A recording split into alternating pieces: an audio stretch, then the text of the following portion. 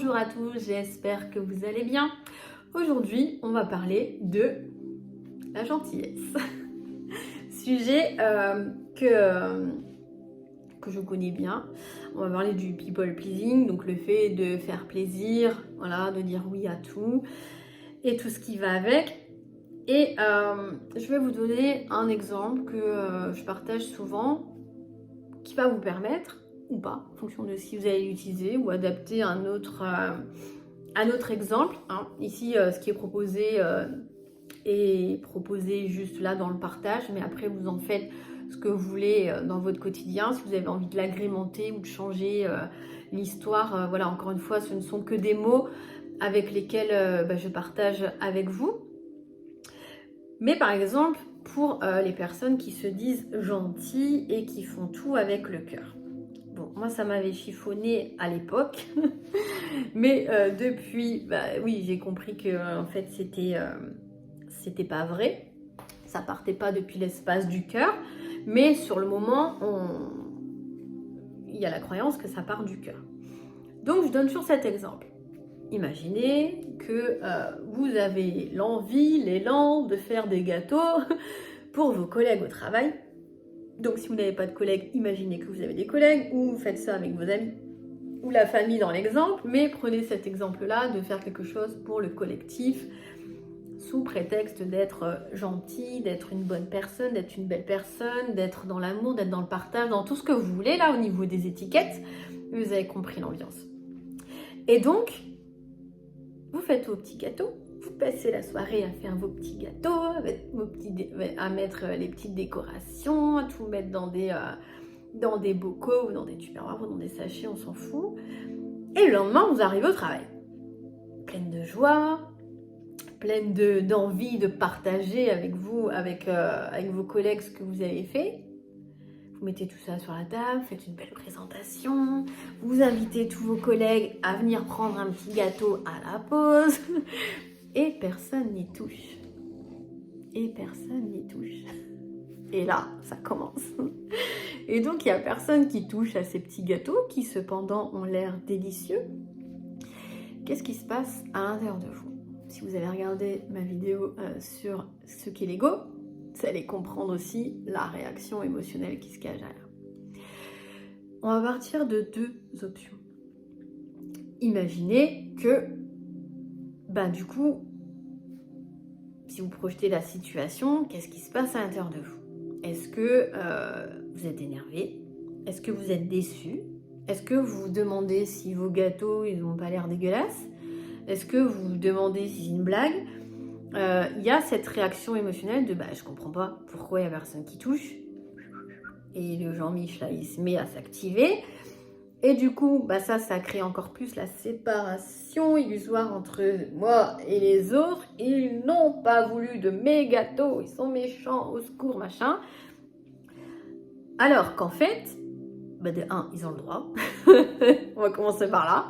Tout le monde a le droit de manger ou pas ce qui est présenté devant son nez, aussi beau soit-il. Mais voilà, s'il y a des personnes qui touchent pas, il va avoir une réaction émotionnelle à l'intérieur. Un questionnement qui va aller avec et une histoire qui va se raconter toute seule. Donc comme je disais juste avant, il n'y a personne qui a touché mes gâteaux. Oh, ça me fait quelque chose. Et donc, ça veut dire quoi? Ça veut dire que mes gâteaux, ils sont moches. Peut-être que j'aurais dû mettre de la cannelle. J'avais hésité à mettre de la cannelle, mais j'ai pas mis de la cannelle. Et là, ça commence l'enfer. L'enfer dans la tête commence.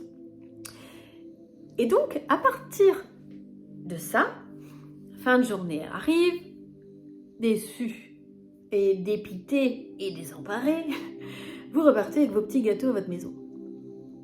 Soit sur la route, vous avez votre crise, vous les mettez à la poubelle parce que vous êtes énervé et du coup, voilà, personne qui en a voulu, mais du coup, ça m'énerve, donc je les jette. Soit vous vous rencontrez quelqu'un sur la route et puis vous donnez parce que vous avez absolument besoin et envie que quelqu'un prenne vos gâteaux. Soit vous rentrez chez vous et voilà, ils sont là et puis vous en faites ce que vous voulez. Donc ça, c'est la première option, avec toutes ces petites sous-parties dedans. Et donc, vous allez vous dire, je comprends pas. J'ai voulu faire plaisir et il n'y a personne qui a touché. ils sont vraiment méchants. Oh là là, ils sont vraiment méchants. Et du coup, eh ben, je me remets en question. Qu'est-ce que ça veut dire de moi? Et blablabla, blablabla, l'histoire. Soit, donc, deuxième option, soit vous décidez toujours depuis cet espace d'amour à l'intérieur de vous, de faire plaisir à vos collègues et de faire des petits gâteaux avec de la cannelle ou sans la cannelle. Le lendemain, vous les ramenez au travail, vous les mettez sur la table avec une belle déco, blablabla, toute la même histoire qu'au début. Et toujours, personne n'y touche. Personne. Même pas un regard. Personne ne touche à vos petits gâteaux. Et là, qu'est-ce qui se passe? Zéro réaction émotionnelle. Acceptation de ce qui est. Bon, elles n'en veulent pas. Vous êtes sûr, vous n'en voulez pas? Je vais les ranger après. Oui, oui, c'est bon, merci, c'est gentil. Ok, je les remballe. Je rentre chez moi et tout va bien. Et du coup, j'ai des petits gâteaux secs pour 3 semaines qui arrivent et puis pour tout un régiment si un régiment ne frappe à la porte. Zéro réaction émotionnelle, acceptation de ce qui est, pas de distanciation entre soi et les autres, à dire oui, ils ont fait ci, ils n'ont pas fait ça, et qu'est-ce que ça veut dire de moi, blablabla.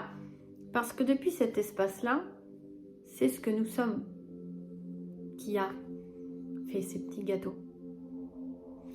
Et du coup, ça n'a pas été fait pour quelque chose de caché ou d'inconscient derrière. Donc, quand il est dit plutôt, voilà, moi je suis gentille, je comprends pas pourquoi les gens ceci, pourquoi les gens cela, posez-vous la question de qui croit que vous êtes gentil? Qui a dit que vous étiez gentil? Qui a mis ce jugement sur vous, là, cette étiquette de gentille personne? Parce que si vous étiez vraiment dans la gentillesse, comme c'est prétendu, qu'est-ce qui fait qu'il y a une réaction émotionnelle? Parce qu'il y a quelqu'un qui veut... parce qu'il y a les collègues qui veulent pas des petits gâteaux. Ah mais moi je comprends pas, c'est les autres. Alors le gentil, il est toujours gentil, et les autres, ils sont toujours méchants. Les autres, ils sont toujours méchants. Et c'est des situations qui vont se reproduire. J'ai déjà expliqué, j'ai vécu le harcèlement moral au travail, moi, plusieurs fois. Dans la vie perso aussi, à l'école aussi, quand j'étais petite. Enfin, voilà, c'est quelque chose qui m'a suivi pendant longtemps. Et c'était toujours, je comprends pas. Je suis gentille, pourquoi les gens m'embêtent? Ah oui, pourquoi moi je suis gentille? Puis pourquoi les autres? Séparation. Et donc là, pour revenir à l'histoire des petits gâteaux, est-ce que vous avez fait les petits gâteaux depuis un espace de gentillesse, ou vous avez fait les petits gâteaux depuis un espace vide de quelque chose en vous qui veut être aimé et qui par le non vouloir de manger vos gâteaux, ça vous renvoie au fait que vous n'êtes pas aimé et que ce que vous avez fait dans votre tête, ça sent pas bon parce qu'il n'y a pas assez de cannelle, parce que ceci, peut-être il aurait fallu faire autre chose, toute l'histoire qu'il y a derrière. Donc, quand vous dites que vous êtes gentil, posez-vous la question si vous faites vraiment les choses avec le cœur ou si vous les faites depuis un espace de dépendance qui attend quelque chose inconsciemment de l'autre en face pour se sentir gratifié, pour que ce vide puisse se remplir. Parce que là, dans l'hypothèse numéro 1, si les personnes avaient mangé, les collègues là, s'ils avaient mangé tous les gâteaux et qu'il en restait pas une miette, oh là là, tes gâteaux, ils sont bons, punaise, donne-moi la recette. Ah ouais, tu veux la recette? Attends. Ça réveille quoi à l'intérieur de soi? Ça réveille un petit espace égotique qui est reconnu en tant que gentille personne qui fait des gâteaux les meilleurs du monde et qui a besoin d'être moussé. Et ce que je dis, c'est pas une critique, je l'ai vécu, donc c'est pour ça que j'en parle. Je l'ai vécu. Mais c'est de mettre de la lumière là-dessus. Parce qu'en fait, si la lumière, de la conscience, c'est pas l'idée de se mettre avec un gros projo comme ça, mettre la lumière dessus, comme dans des salles de spectacle. C'est ça qui me vient. Mais c'est de la lumière de la conscience. Ok, je mets de la conscience dessus, mais pourquoi ça m'énerve? Qu'est-ce que ça dit de moi? Et là, ça commence le cheminement vers l'ego. Qu'est-ce que ça dit de moi? Ben, ça dit rien. Quand on est depuis un espace égotique identifié qui est entretenu, on va se poser la question de qu'est-ce que ça dit de moi? Ça veut dire que je suis pas assez, ça veut dire que j'aurais dû faire plus, ça veut dire que blablabla, et toute une histoire qui s'emporte. Alors que quand on apprend, c'est un apprentissage en début, à se dire ok, je décide de le faire parce que je ressens l'envie. Par contre, s'il n'y a personne qui touche ou si ça se passe pas comme j'ai décidé, sous-titrage, comme l'ego l'a décidé pour contrôler la situation, s'il y a réaction émotionnelle, si je suis énervée, si je me sens énervée, si ça me rend triste, si ça me fait péter un câble, bah par contre je vais me poser la question de qu'est-ce que ça vient toucher chez moi? Qu'est-ce que ça vient toucher à l'intérieur? Et la désidentification au personnage de l'ego, elle se fait comme ça un petit peu à la fois. C'est de mettre de la lumière de la conscience sur ce qui n'est pas vu. Sur tous les petits bonhommes qu'on a à l'intérieur de nous, encore une fois, hein, qui sont imaginaires, parce qu'il n'y a pas 1000 bonhommes comme dans le dessin animé La Vie. Mais dans l'image mentale, pour que chacun comprenne, il y a des petits personnages avec des sous-personnages qui défendent des choses. Et donc forcément, quand il y en a un qui ne veut pas manger les gâteaux, ça veut dire qu'on n'est pas aimé, parce que ça rappelle un truc de quand on était petit. Il y a un moment donné, pour sortir de l'histoire, faut le revivre. Faut le revivre et mettre de la conscience dessus. Pas une analyse en long, en large, en longueur, mais à l'instant T. Pourquoi je me sens énervée? Mais c'est pas pourquoi je me sens énervée, j'en fais toute une analyse. C'est ok, je remarque, j'observe que là, il y a de l'agitation, il y a de l'énervement là. Et plutôt que de vouloir, encore une fois, parce que après c'est l'ego qui fait croire qu'il n'est pas là, mais c'est toujours du mental, au lieu de vouloir que ça s'arrête et de se dire, bon, vu que je suis énervée, je vais fumer des clopes, par exemple. Ça, c'est un exemple qui parle à beaucoup, parce que généralement, les fumeurs, quand ils sont énervés, ils finquent encore plus, ou ils se droguent, ou les personnes qui boivent, elles boivent, celles qui droguent, elles se droguent, celles qui font du sport, elles vont encore plus aller faire du sport pour se défouler, celles qui sont sur les jeux vidéo, elles vont faire une partie, enfin voilà, toutes les addictions. Les addictions, elles viennent cacher les réactions émotionnelles pour les apaiser. Mais tant que ça n'a pas été vu avec la lumière de ce que nous sommes, donc de la conscience, c'est entretenu et ça se refait. Donc en fait, dans ce grand jeu planétaire, dans cette grande pièce de théâtre à échelle humaine sur tout le globe, tout ce que l'on vit, c'est pas pour nous embêter, c'est pas pour nous punir, c'est pour nous permettre à un pas à la fois l'éveil, la réalisation à ce que nous sommes et le décollement, la désidentification à qui on croit être, à un quelqu'un et donc à l'ego. C'est sortir du mental pour revenir à ce que l'on est. C'est pas pour se créer un autre personnage, d'accord? Parce que, par exemple, il peut y avoir aussi ces trucs de ah oui mais moi j'ai quitté le monde matériel, du coup je suis dans la spiritualité, du coup je suis quelqu'un de spirituel et comme je suis quelqu'un de spirituel, et du coup je m'entends pas avec les moldus. Le nombre de fois où je l'ai entendu sur les gens qui se croient éveillés et qui appellent les autres les moldus. Je sais pas, il y a pas quelque chose qui bug. Déjà, quand il y a l'éveil, c'est pas du tout comme on le croit déjà. Et de deux, il n'y a plus dualité entre ce que nous sommes et l'autre. Ça n'existe plus. Tant qu'il y a ça, c'est l'ego qui parle. C'est l'ego qui est aux commandes. C'est l'ego qui fait croire que. Par contre, il peut avoir, voilà, j'ai dit ça. Non, je me reprends parce que la présence à laquelle je suis branchée dedans, ça vibre plus. Parce que les pensées, elles vont se faire tout seules. Le truc, c'est toujours de mettre de la conscience, la lumière de la conscience sur ce qui est dit, sur ce qui est fait, sur ce qui est vécu à l'instant T. D'accord? Et pour en revenir juste avant à la colère, le but c'est pas d'aller fumer des clopes, jouer aux jeux vidéo, je ne sais quoi pour que ça passe, c'est de se laisser traverser par la colère, se dire ok, là ça m'énerve, mais pourtant il n'y a rien. Est-ce que ça dit de moi que je suis quelqu'un comme ci ou comme ça parce que les gâteaux, non. Alors pourquoi je m'en fais toute une histoire? Pas pour rien. Parce que c'est pas moi qui m'en fais toute une histoire, c'est le petit moi qui est aux commandes à l'intérieur, dans la tête. Donc, les personnes gentilles, c'est pareil. Il n'y a pas de personnes gentilles, il n'y a pas de personnes méchantes. si vous vous estimez être une personne gentille, posez-vous la question de qui se croit gentil à l'intérieur de vous, qui vous fait croire à cette illusion-là, et pourquoi il y a vous comme personne gentille et les autres qui sont méchants. Parce que tant que la personne gentille se croit gentille, elle rencontrera des pseudo-méchants dans sa vie pour lui montrer qu'il n'y a pas de méchants. Et en fait, tout ce grand jeu, moi je le trouve vraiment magnifique. Et c'est complexe, mais en même temps, une fois que c'est vu et que c'est ressenti et que c'est assimilé, je vais dire, après c'est un jeu de chaque instant. Et les situations, ça ne veut pas dire qu'après vous n'arrive plus rien et qu'il n'y a plus d'émotionnel ou quoi, mais c'est juste, il n'y a plus d'attachement à. Il n'y a plus d'attachement aux objets, il n'y a plus d'attachement à des situations, il n'y a plus d'attachement à des émotions, il n'y a plus d'attachement à des concepts, il y a tout qui se casse la figure à l'intérieur de soi. Dans le schéma mental en tout cas. Hein.